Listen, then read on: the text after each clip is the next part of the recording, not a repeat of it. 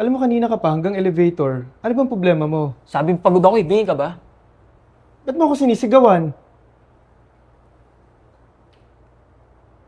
Nagsiselos ka ba? Tungkol ba yun kanina sa lap dance kay Jasmine? Oo! Okay ka na? Masaya ka na? Nakikisama lang ako. Nagtatrabaho ko, di ba sabi mo, okay lang sa'yo, nagpaalam ako. Akala mo ba nagsiselos ako dahil gusto mo siya o dahil gusto ka niya? Hindi ganun kababaw yun, Bricks. Eh bakit?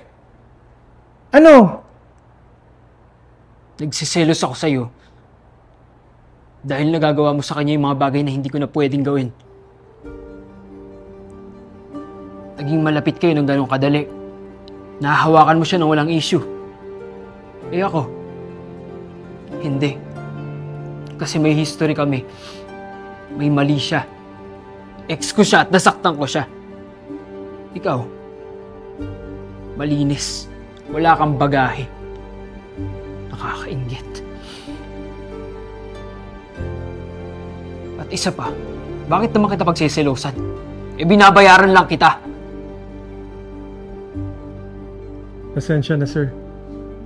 Oo nga pala. Playado mo lang ako. Binabayaran mo lang ako.